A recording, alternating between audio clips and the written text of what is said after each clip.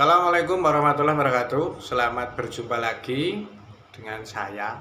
Nah, ada yang nanya terkait radang lambung atau gastritis. Ini gimana ya? Gastritis ini kondisi peradangan lapisan lambung atau bisa disebut memang radang lambung. Nah, setiap perut manusia ini memiliki lapisan pelindung berupa lendir yang disebut mukosa. Mukosa ini berperan melindungi perut kita dari asam lambung yang sangat kuat untuk mencerna semua makanan yang kita telan. Nah, saat terjadi gastritis atau radang lambung, ini lapisan lambung itu rusak atau melemah atau sesuatu yang mengakibatkan luka pada lambung sehingga menjadi radang. Nah, gastritis atau radang lambung bisa membuat kita merasakan sakit perut, kembung, mual, dan muntah. Tak hanya itu, ciri-ciri gastritis ini bisa dikenali banyak ya, seperti fesesnya hitam atau lembek, atau feses hitam dan lembek. Nah, merasa ekstra kenyang selama atau setelah makan. Jadi setelah makan walaupun sedikit wareg atau terlalu kenyang, kehilangan selera makan dalam jangka waktu agak lama, sakit mah, berat badan turun, nyeri atau ketidaknyamanan pada perut bagian atas, terus bisa juga sampai muntah darah. Ini radang lambung. Nah, gejala penyakit gastritis ini bisa datang secara tiba-tiba, yang berarti gastritis akut ya. Bisa juga terjadi secara bertahap.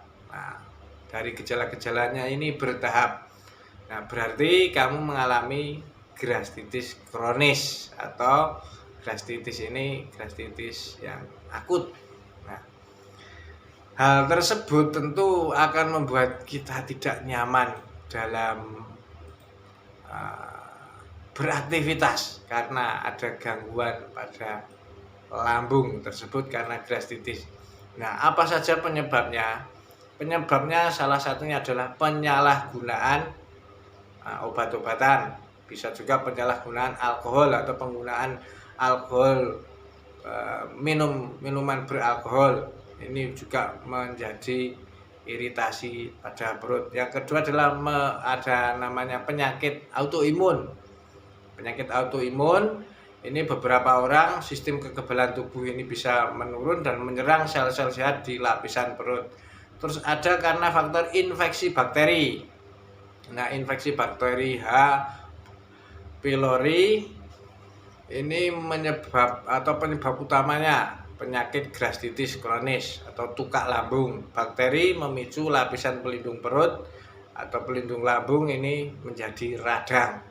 Terus reflux empedu atau hati, ini memproduksi empedu.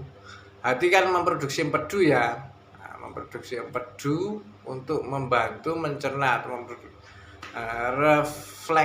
reflux dari empedu tersebut ini terjadi ketika empedu mengalirkan kembali ke perut. Nah, alih-alih bergerak untuk usus kecil tapi malah mengganggu di lambung.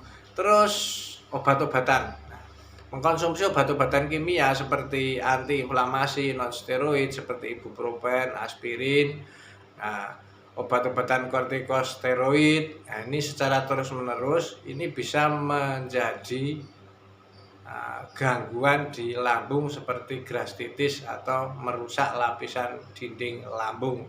Biasanya menjadi nyeri kronis kalau kebanyakan obat-obatan kimia non steroid ya, antiinflamasi. Terus stres yang berkepanjangan, stres fisik juga bisa. Penyakit atau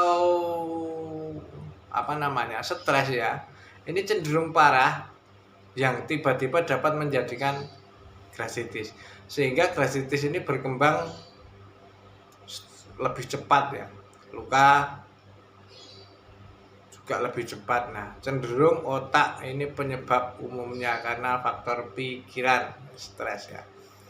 Nah, setelah mengetahui semuanya, penting untuk kita lakukan pencegahan ya kawan-kawan ya. Setiap orang sebenarnya bisa melakukan pencegahan dengan berbagai macam strategi terkait gastritis atau mencegah penyakit radang lambung. Nah, secara berbeda-beda sesuai dengan kesehatan masing-masing orang. Mungkin Anda dengan saya tentu cara pencegahannya berbeda. Sebab bisa jadi penyebab gastritis dari kita itu berbeda-beda. Misalnya ada 5 orang sakit gastritis semua, tapi penyebabnya berbeda-beda. Nah, tentu cara pencegahannya pun juga berbeda-beda. Nah, secara umum ada beberapa hal yang bisa kita lakukan untuk mencegah gastritis. Satu adalah membiasakan menjaga kebersihan atau kebersihan baik itu di dapur, di lingkungan ataupun di organ tubuh kita, ya. Terus kebiasaan mencuci tangan yang tentu bersih ya, karena tangan beresiko terinfeksi H. pylori. Terus yang kedua adalah menjaga kesehatan mental dan fisik. Tentu mental terkait pengelolaan stres, ini mental dengan baik ya.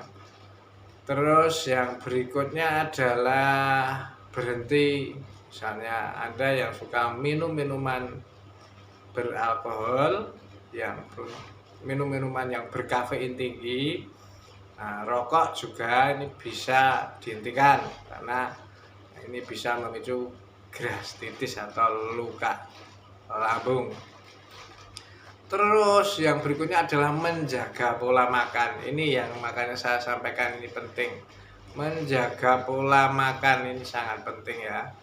Menjaga pola makan agar kita tetap baik ini tentu sangat diperhatikan. Karena apa?